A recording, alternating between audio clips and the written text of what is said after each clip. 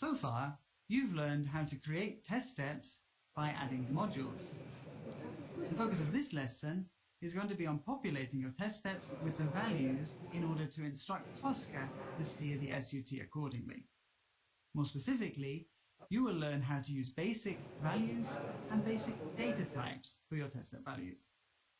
You'll achieve this by looking at why do you need test step values, where within Tosca can you use them, and what are the most commonly used test step values and how would you use them. Let's begin with a high-level overview. Test steps are organized in the test case in the order you want Tosca to steer the application.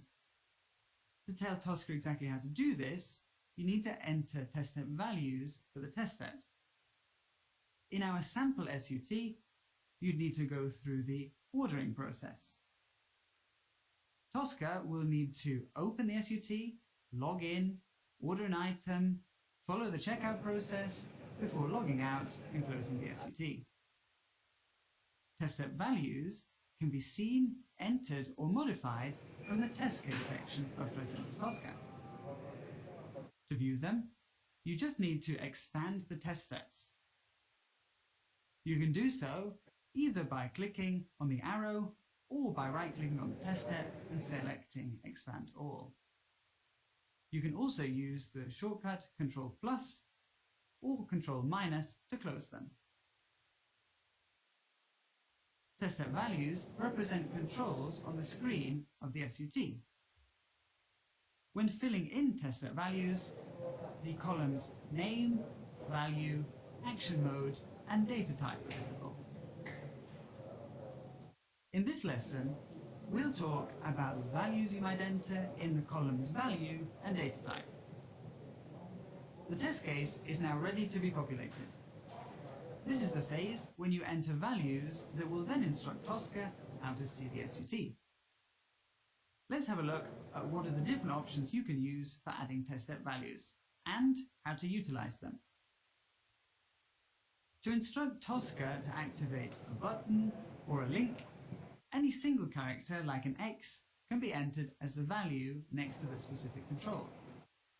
The Action Mode column will automatically be set to Input since you have defined an input action. It's also possible to activate a button or link by manually setting the action mode to Input while leaving the value blank. However, it's best practice to enter a value so that anybody working on the test case can easily see that a value has been used. Besides from entering an X in your test step value, you can also use the value click. During automation, using click will display the cursor on the screen and simulate a user action to move the mouse with the control. Another test step value you can use is enter. This simulates the keyboard button enter. If you want Tosca to enter text or numbers into any field in an application, you can enter them directly as values, for example, as a text box input or for verifying certain values. Let's now move on to data types. In Tosca, there are 5 data types that you can select according to the scope and nature of the value you want to enter. String is the default data type for actions such as alphanumeric text and many other dynamic values. Date should be used when entering static or dynamic calendar dates. Numeric is used when entering arithmetic formulas. Boolean is used to enter 1 or 0 types of data. Password is useful when you want to use a password in your test step without having it visible in the test case. Sometimes you may have a long list of test step values that haven't been populated.